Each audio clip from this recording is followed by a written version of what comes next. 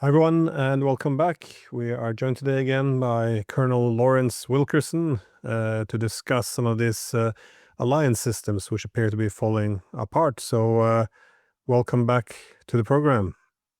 Good to be with you again, Glenn. So, there's this huge global shift in our time, well, defining our times at least, which is this power shift from the west to the east, which is predictably disrupting all the alliance systems and also, I guess, world order itself. And in Europe, they seem to be stuck as they can't imagine a world different from the bloc politics we had since World War II. And in East Asia, we see countries like South Korea and Japan, they're rethinking the excessive dependence on the alliance system with the United States. But also in the Middle East, we see now some rethinking of how to maintain their security. And I guess the most important development recently has been Israel's attempt to assassinate the Hamas negotiators in Doha in Qatar. But uh, I guess from my perspective, the most significant thing isn't that the Israelis are trying to murder peace negotiators, but rather that this is being done on an attack against one of the countries in the region which are closest to the United States. I mean, if the U.S. can't keep Qatar safe, what does this say about the order? I was wondering how you're reading this whole situation, what's happening in the Middle East, because I have to be honest, I had not expected anything like this. Nor had I, though I feel like I should thump myself in the head for not suspecting it. Bibi Netanyahu is our tool. I think that. I think we use him. We, as a colonialist empire, use him to fulfill our strategic interests, primary of which is protecting the flow of oil from the Gulf, but that hasn't changed for 50 years. But also to do other things like execute the clean break strategy, which calls for all these countries to be essentially regime changed, ending, we think, with Iran. Perhaps not, perhaps going beyond there, but certainly ending with Iran, who you might argue is the major culprit, if that's the right term, in the region. With respect to the empire and to Israel, it probably is. But I did not think that in the pursuit of using Israel to do this, because that's what I think is happening. Israel doesn't wag us, we wag them. But in this, we've encountered a leader in Israel who is not very attentive to that relationship and thinks he runs it and thinks that anything he does will have to be followed in the wake, as it were, by the United States. So I'm hearing, and from very reliable sources, and let me back up just a little bit and tell you what I heard, and you may have heard it too from Gilbert Doctorow on Judge Napolitano's show this morning. After his conversations, a name he would not reveal, and I don't blame him, with a German parliamentarian, as I understood his remarks, who spent lots of times for Germany in Iran. And he told me, or on the show, Dr. Rose said, in essence, what happened was Netanyahu told President Trump categorically he was going to use a nuclear weapon on Iran. And what President Trump did was say, no, don't. I'll do the job for you. And that job will be the B-2s and the subsequent strikes on Fordo and Isfahan and other Iranian nuclear facilities. That will keep that from happening. Now, you could say, if this is all true, you could say Netanyahu was just bluffing, and he was bluffing in order to get Trump to do precisely what Trump did. But that's an indicator of where we are with this individual. And this individual, right now, caught in both a political trap and a military trap, security trap, I'll call it. He's engaged on a number of fronts. He's losing his military. He's losing the citizenry of Israel. If he didn't have these draconian restrictions on travel, he'd have probably lost another million on top of the million he's already lost. He's losing all around. And so the only course he sees is to keep going and double down and triple down. I think that meant that he had to stop these negotiations because he wants to destroy everyone he can possibly destroy before any ceasefire occurs, certainly before end of war occurs. And these negotiations, led by Witkoff, were going to stop that. They were going to put a stop to it, and they were going to come to some sort of ceasefire agreement and then some sort of agreement over post-conflict Gaza, West Bank, Jerusalem, and so forth. Bibi can't tolerate that, so he decided he would, in fact, take on the negotiators, much the way he'd done the same murderous thing in Iran during negotiations. But I'm really worried about the fact that there are signs, and really hard signs from some of my contacts within the security complex, that we actually were informed and that we actually flew a manner of cap over Doha, combat air patrol. Not with fighters, that would have been too obvious. We flew it with ash and trash aircraft, logistics aircraft, that sort of circled around in the vicinity of Al Udeid and of the strike, and confirmed to the Israelis as they flew in over other people's airspace, of course, that there was nothing to challenge them. And so they came on. Whether Donald Trump knew this or not is a real question for me, both as an American citizen worried about my country and also a military professional, because I know how the crisis action process works. And I know how presidents can really adopt one of two methodologies. They can adopt the one the military likes the most and always asks for, and that is maximum leeway for the unified command commander on the ground. In this case, Central Command Commander, forward located in Bahrain or at Al Udeid most of the time. That means that he can do whatever he wants to do on the ground, in the air, within the general scope of the concept of operations. The other method, and there are variations, of course, but the other stark method is the president says everything. Think Ronald Reagan and the strike on Libya in 2008 or whenever it was. No, not 2008. Whenever it was, Operation El Dorado Canyon, when the FB-111 struck Libya. The string on that was pretty tight, very tight. So which concept was being used? Which operational technique was being used? Was this the unified command commander deciding that he would, because they're like this, Glenn, he has people in Israel's staff offices, and they have people in his staff offices. They're tight as lips and teeth. So he had to know this was going to happen.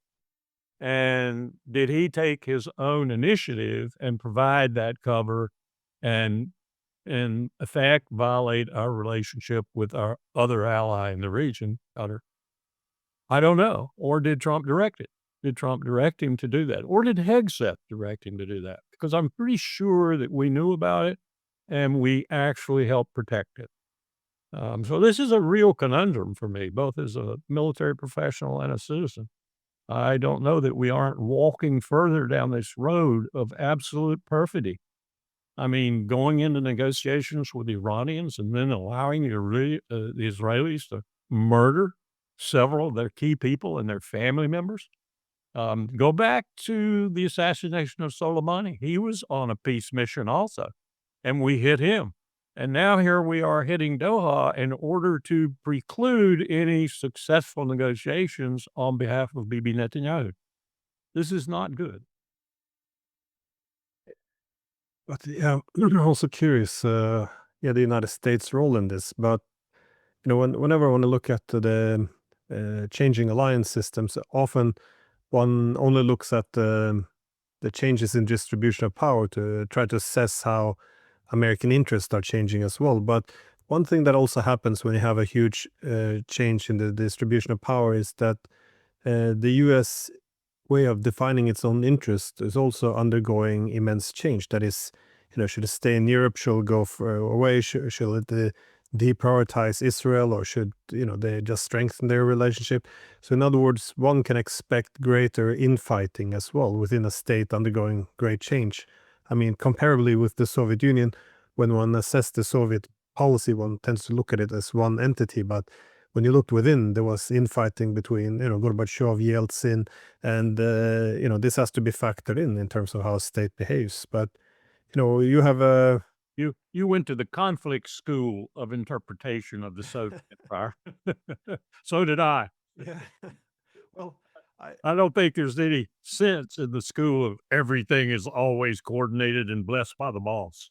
no, exactly. But unlike you, I don't have a background, as a colonel, from the government, spend time in the White House. So I was curious with your background, how do you assess the situation? How severe do you think the infighting is with, not because we have a focus on the Trump administration opposition, but even within the Trump administration, there's it's a bag of mixed nuts. They're all, people are pulling a bit in different direction. How much do you see this possibly played out in this attack on Qatar?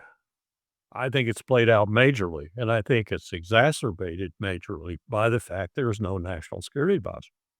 Marco Rubio is not playing the role of national security advisor. The individual within the decision-making process in the empire, ever really since Eisenhower got Goodpaster and several others to sort of model this role, is the national security advisor. And that's the person we abandoned cabinet government after World War II. Cabinet meetings are just pro forma for the TV cameras. The real meeting that makes the difference in foreign and security policy, which is, after all, for an empire, the policy, is the National Security Council. And the person who orchestrates that is the National Security Advisor, and usually her or his deputy, who have some major responsibilities in that regard. Now, we've had variations on a theme since 1950, 52 or so, Eisenhower's being the first one. He actually created the role model with Goodpaster and others who evolved into being that position, which isn't subject to Senate confirmation, not a political appointee in that sense. National security advisor, supposed to be a very competent person, supposed to be a person like, for example, even if you detest him, he was really good, Henry Kissinger. Or one like Brent Scowcroft, who probably was one of the best we've ever had. We do not have any of that. So what we have is chaos. We have utter chaos. We have Rubio in his Secretary of State role focusing on mostly Venezuela, but other aspects of Latin America too, which he seems to hate as a routine thing. We have Pete Hegseth concentrating on removing all of the vestiges of defense from the Defense Department and making it pure war, to include removing women. It's chaos, Glenn. It's chaos, and there's no one orchestrating anything like unity or purpose or strategic intent. There's no president to do that. He rules mostly by WhatsApp, tweets, whatever you want to say. And his remarks are so impolitic that I wonder that people in the world have a clue as to which directions he's going at any given moment on any given issue. So it's chaos. That's the answer to your question. There is no direction. There is no strategy. There is no policy. There is no strategy to implement that policy. And there are no people operating in accordance with that strategy. Now, we just had a major maybe change in direction with this defense strategy that's been leaked out, which essentially is a description of a moderate retrenchment, if not more retrenchment. They still, in that strategy, name, but almost pro forma, Russia and China. They still name some other aspects of the old strategy, but in essence, they say, in consonance with Trump's really kind of weird remarks about, I hope Xi Jinping and Vladimir Putin and Modi and the SCO enjoy their union. That's kind of what he said after he was briefed on what happened at the SCO series of meetings. And this is a response to that in writing. We are going to retrench and only concentrate on the Western Hemisphere. We're going to concentrate. It explicitly says the concentration points are the homeland and the Western Hemisphere. And the recent strike, however, against international law and every other precept of humanitarian law, it was on the boat headed for Trinidad from Venezuela is an indicator of that, I think. That's the way we're going to concentrate on the Western Hemisphere and concentrate on America. We're seeing that already. We're seeing that in Washington, D.C. We are about to see it possibly in Chicago. We've already seen it in Los Angeles. We see it at the southern borders. So if that's the case, and this is the first real articulation of policy and the strategies being developed to implement it are domestic deployment of military and militia and police and foreign shooting people on the high seas who are transporting drugs, then we have made a major change. And we are, in essence, telling our allies, fat chance. America's, yeah, pulling back. Again, this is quite important for not just the Middle East and East Asia and Europe. It's not very good news for Venezuela, though, if restoring control over the backyard is now elevated as a key objective. How do you think, though, the countries in the Middle East will reorient themselves accordingly? I mean, if the United States pull a bit back, is this going to compel the Gulf state to reassess the relationship with Iran in terms of resolving some of the, I guess, mutual hostility?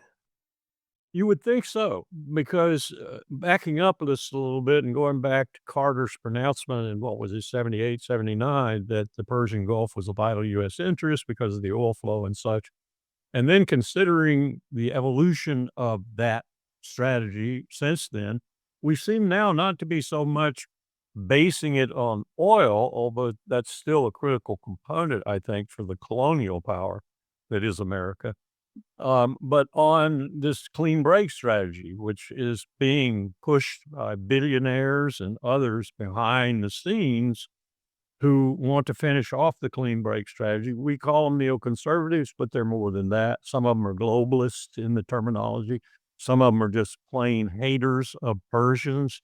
And that goes all the way back to the mental syndrome taken out of the 444 days of U.S. hostages in Iran. But anyway, they want to take down that regime. So that's convoluting this right now. But I do think we are rethinking the whole proposition of we've got a lot of oil right now that might not persevere, and it certainly might not if the price drops precipitously because it costs so much to frack. And we're in a pretty good position, and we're not that concerned about our allies anymore, which is what I saw as a military professional at the end of my career and then a diplomat with Colin Powell, that we were tapering off a bit because we didn't have that much interest in the flow of oil through the Gulf. Well, that's complicated now by the fact that I'm told by very competent authority in the oil communities that Iraq, were it to be going whole hog, that is to say, everything was efficient, everything was working like it should work, all the majors were in there beavering away, would probably surpass Saudi Arabia in terms of the oil. It's already putting out a lot of oil. So let's say 20% or so, 90% of the world's needs are flowing through the Strait of Hormuz still. And much of Iraq's oil was going to China. I think Russia has replaced some of that, but still, China has an interest in Iraq's oil. So I don't know what they're going to do, but I find it very difficult to believe Saudi Arabia, the Gulf Cooperation Council members in general, the Arab League, Egypt. I'm not sure what they're going to do because they're so feckless. They're almost as feckless as we are. And they're sitting increasingly on restive populations. Sisi, incredibly so, because he can't even feed Egyptians, and he's got about, 2 million refugees in his midst. And he's got this problem right next door in Gaza. I don't know where they're going. And just like I don't know where Erdogan is going. If I were Saudi Arabia, I think I'd probably pick up the phone, call Erdogan and say, I'll solve your economic problems if you'll just hit Israel and Syria and teach them a lesson. That's what I'd do if I were Mohammed bin Salman. You got economic problems, I'll solve them. 200 billion will be in your bank account next week or whatever. It's not going to happen. And I just don't see any direction out of the Arabs. I remember a remark, apocryphal or not, I don't think it was, that was attributed to Moshe Dayan at the close of the 1967 Six-Day Miracle War, when a reporter was chasing him and trying to get him to say, "How'd you do it? How'd you do it? How'd you do that?" And he turned around and said, "Well, it helps to be fighting Arabs." Well, there's a comment for you. The Arabs don't seem to ever be able to get their act together, particularly vis-a-vis their dependency on the empire. But they just might with these kinds of developments, particularly if the empire goes ahead with what they've suspected for about a decade or longer. And that is that we are planning on retrenching. Well, the US pulse in the Middle East obviously has been very destructive, as well as you have spoken about many times, especially based on your experience in the Bush administration in the 2000s. But when the US pulls back, it's not as if utopia is the alternative either. There's a lot of unresolved issues and possible disruptions in the regions to replace the current problems. So, but it is too. Not the least of which will be 50 million Americans like Huckabee, our ambassador in Jerusalem, who think the end times are here, and if we withdraw, we'll mess that up. It's always reassuring. You can't make this strip up. Well, it's not reassuring when people look towards the scripture for foreign policy. But I'm sure you heard that interview with Ted Cruz and Tucker Carlson. Cruz says he get national security decision-making advice from Genesis. Yeah, but interpreted the Bible there a bit creatively as well, I guess. It's Absolutely. That's a forte of these people. They find what verse and chapter that fits their preconceived notions and throw it out there. But even if that was the case, we probably shouldn't have 2,000-year-old text determine our security policy. I did also want to ask about what this means for the Transatlantic alliance system, because I think initially a lot of Europeans, they thought we can just wait out Trump like last time and we'll go back to the way things were. Indeed, the Ukraine war kind of was believed to revive the transatlantic relationship. NATO had, its new purpose. The Soviet Union was back, or the efforts to restore the Soviet Union.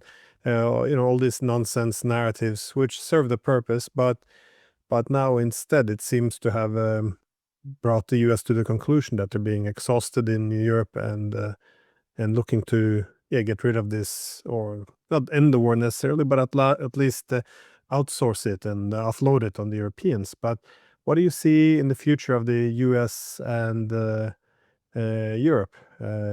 You and I have spoken in the past about the whiteboards you guys had in the White House with which European leaders should be elevated and who should be stomped down. I mean, do you think this will keep going, or you see a more split in relation here? There are different answers I would give on a tactical sort of basis with regard to whether you're talking Israel, Germany, France, the Scandinavian countries, or whatever. But I'll give you my general view, and that is that it didn't work. We started in my administration to actually buy governments in Europe.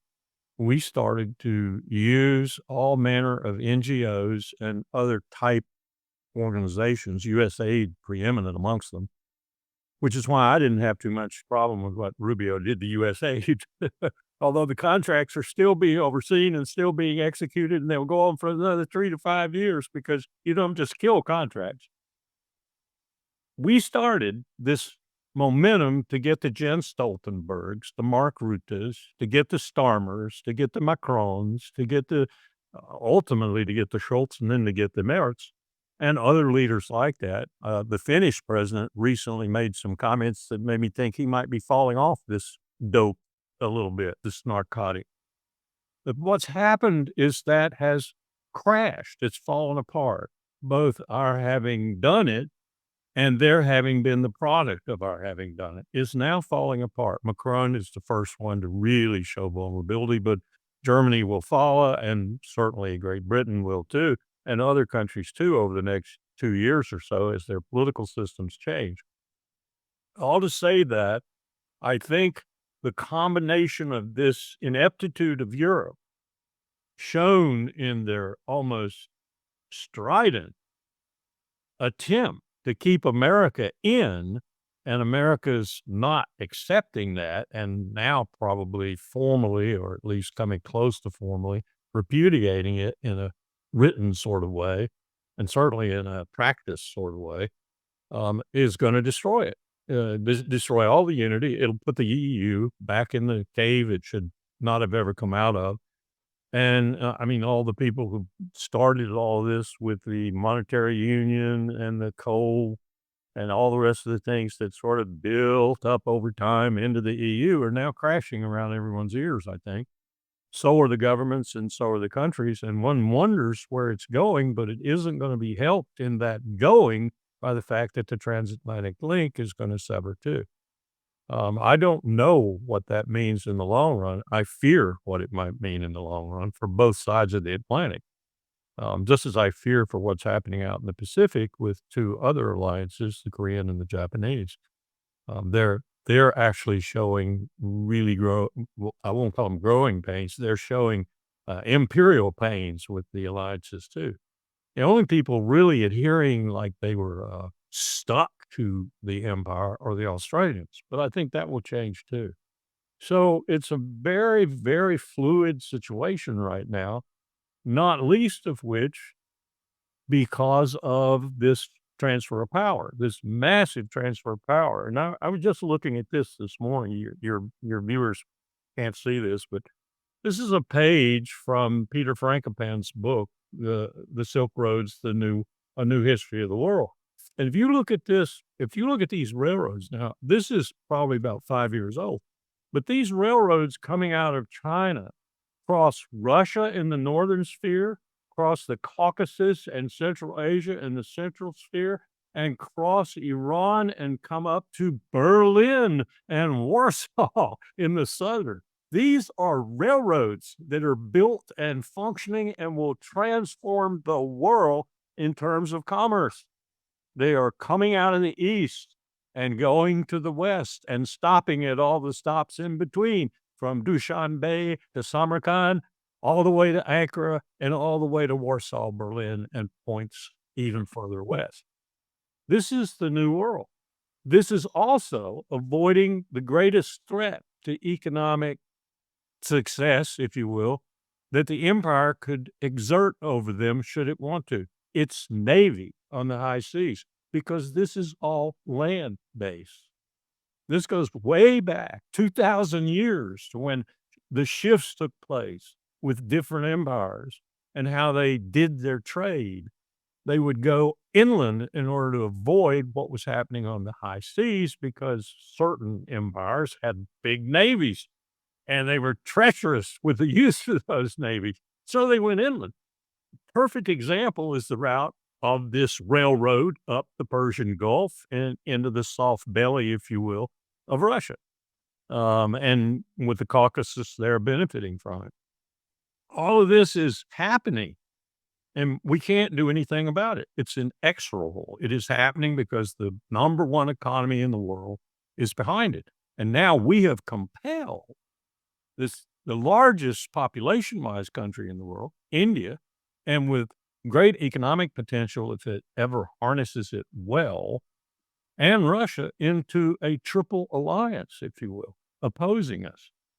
This is not good for Europe or for the United States. And the United States is backing away from Europe, so there won't be any cohesion in opposing this. And I don't mean opposing it in a security way, with armies and bombs, bullets and bayonets and so forth.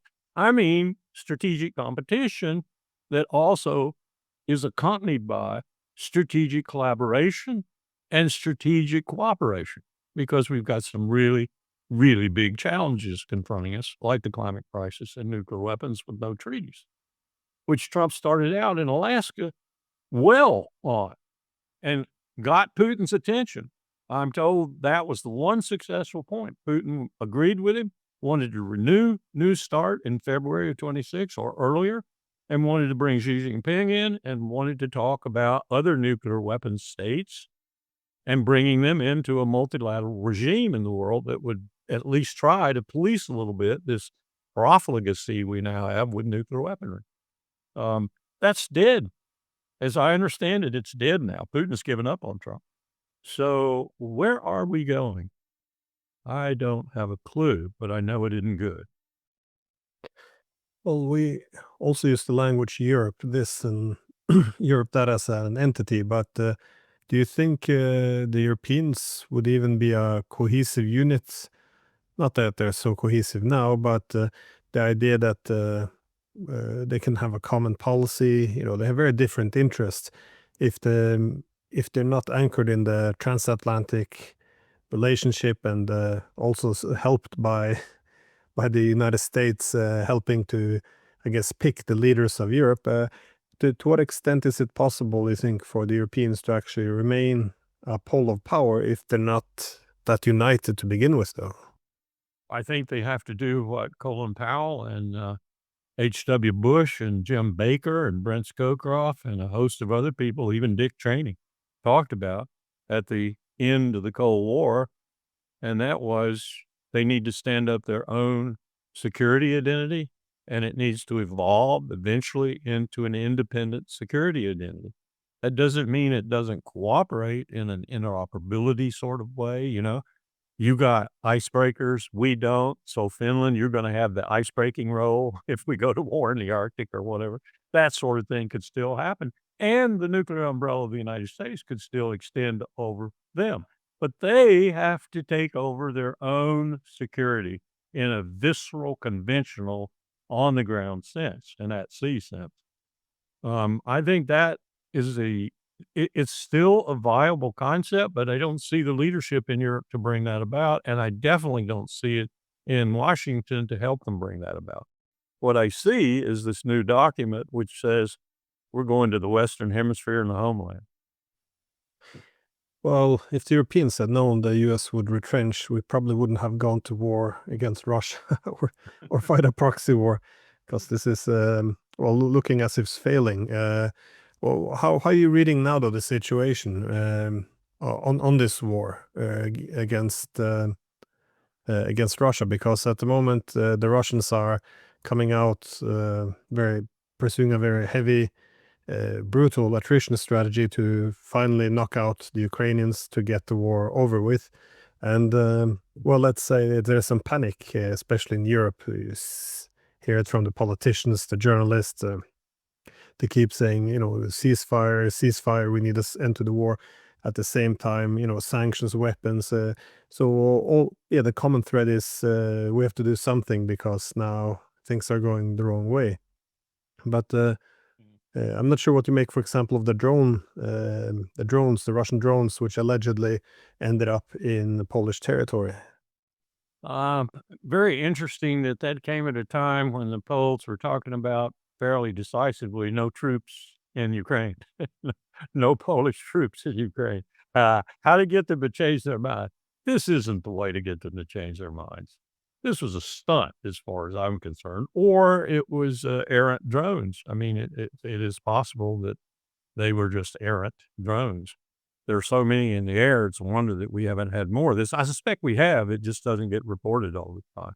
I don't think there's anything to it. It's a tempest in a teapot. It's people, if it is a sort of flag operation, it's people trying to influence things that are the water's already flowed under the bridge. And your question's first part indicates that. What Putin is doing, what the Russian military is doing, I kind of liken it to the Battle of Kursk, the real Battle of Kursk in World War II, where after that, the Wehrmacht was running and the Russians were walking, but they were shooting while they walked. And from the Vistula to Berlin didn't take much longer. I think the Ukrainian military, per Putin's SMO objective, is being utterly destroyed. And I think that's what he's going to keep doing in a very plotting Russian fashion. He's going to make them come to points where things look dicey, and then he's going to destroy them when they do. I think he's also probably going to peel off and take Odessa. He may take some other parts of other oblasts, other than the ones that he has, but I don't think he'll cross the Dnieper in any significant sort of way, other than, and this is sort of, riding it down to Odessa, taking Odessa. And maybe he'll do that in his own sweet time. In the meantime, the major objective, destroying utterly the armed forces of Ukraine, will be taking place. That's what's happening. And somewhere in there, I think you're going to see the Ukrainian government collapse. Well, I guess my last question is more about how the U.S. own position will be within all of this. I mean, you mentioned the retrenchment, which looks it looks credible given the challenges the United States have, but it's not just a shift in power and ideology. It also appears to be linked a bit in capabilities. That is, the United States has some economic problems coming its way. Do you, I mean, what are you looking at when you look at the possible, well, decline of empire? You're looking at the economic, the military, political, the moral. How do you assess I guess, the sustainability of the U.S. hegemon, which is, well, I guess if there is a retrenchment, that's a good indication of adjusting to unfavorable realities. A quick answer to your multi-component question is it looks a lot like the Western Roman Empire at the end. Everything is impacting the deterioration. A 30 plus, soon to be 40 plus $1 trillion aggregate debt, $1 trillion annual interest payment soon, in less than 6 to 7 years, according to the Congressional Budget Office, to be $2 trillion, which in nominal increases will consume all discretionary federal spending just paying the interest on the debt. Some people are saying we're looking for a global war, perhaps a nuclear war, in order to fight our way out of that debt. I hope to hell that's not what we're looking for. I don't think it would work anyway. I think it would hasten the deterioration of America and maybe dismember the Union, as it were. That's always out there as a possibility, especially when you start doing things like Trump is doing right now. I could see states that would find it more conducive to their future in their immediate perspective being non-members of the Union, as it were. That's not an impossibility, dismemberment of the country. If you go back and look at Jefferson and Adams' letters to one another after they reconcile, you'll see that they were worried about this sort of thing. They were principally worried about the war they knew was coming over slavery. But that worry expressed was worry that you can translate into more than just slavery.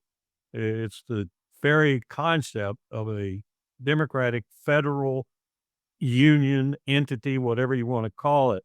I'd call it a federal conclave with democratic tendencies. Um, it's They thought it would be impossible to keep that together for more than a century. And we've kept it together longer than that. So it's past its sell-by date, you might say. And since we became imperial, certainly in 1945, but building towards that from 1870 to 1945, we have just lost our way. We had another monolith out there to check us for a good while in the Cold War, but now we don't have anything like that. But it is building. It is building, but it is not intent on war. It does not want war. It does not want anything to do with war because it knows that we would lose conventionally in any fight we had in the South China Sea and Taiwan or wherever it might be. We're going to lose in Iran, Glenn, if we go in there, and then we will nuclear. And they do not want that to happen. They do not. In any of the SCO countries, I don't think any of the leadership wants a nuclear war. The only people I hear talking about a nuclear war live in America. And I hear them talking about it in the most incredible guises, like this business of getting us out of the debt trap we have put ourselves in by causing a war that ultimately goes nuclear and we win it because we have better nukes. Now, this is a fringe element, but it's wearing uniforms in some aspects of it. And it disturbs me to hear people talking that way. Get out of our debt trap by causing a global war that might even go nuclear. That's to me, nonsense, but I look back on the history of empire and I say, wait a minute, Larry, it's not nonsense. Look at what some of the other empires in history as they were going down tried to do. So it's scary for me right now. I'm at the end of my life, and I spent 31 years of it in the military and 40 years roughly in government, and I'm watching my country go to pieces. And I'm watching a clown, really. Maybe he has some good instincts, but he's a clown when it comes to decision making and policy and strategy. And clowns all around him orchestrate the downfall. It's not very comforting. It's not very comforting at all. I'm really worried for my country.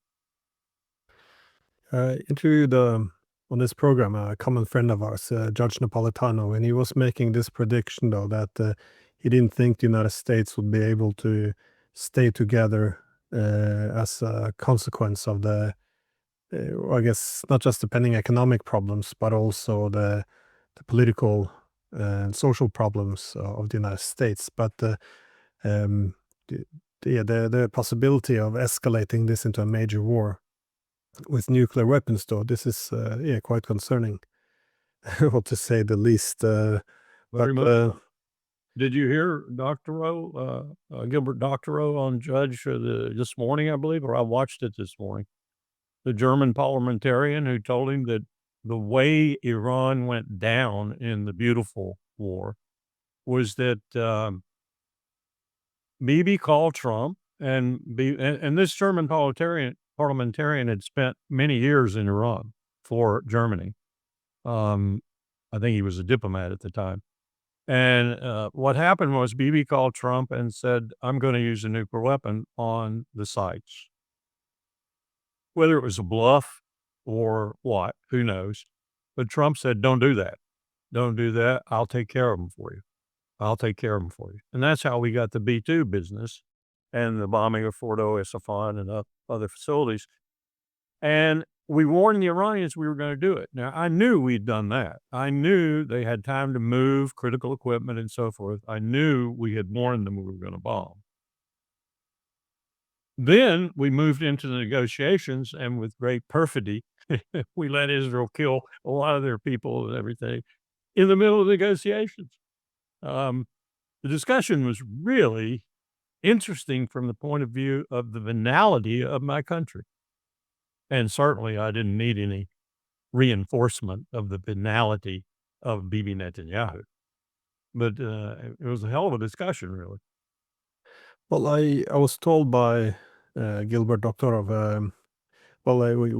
He sent me an email with this encounter with the parliamentarian, and I did think to myself, though, it does change if it is correct. I mean, there's a lot of ifs here, but if it is correct, it will have a big impact on how this whole thing is interpreted. Because in this way, if it's not true, then of course Trump very recklessly attacked the nuclear reactors of Iran, which is just pure madness. If it is correct, though, what this story is, he's almost a man of peace now, preventing nuclear war. It is, but I mean, my point is, it is kind of important to know whether or not that this is correct, because that's puts Trump either in preventing nuclear war or a madman attacking nuclear reactor. So it is it's worth something to explore, to, I guess, look for people or leaks or something to dictate or to suggest what actually happened in this conflict. I even asked Mohammed Marandi about this on this program, because he's a former advisor to the Iran's nuclear negotiation team, and again, there wasn't much. Well, he's not connected directly to the government, so he wouldn't sit with this information either. But it is an interesting thing, because that's something that the Russians would like to know as well.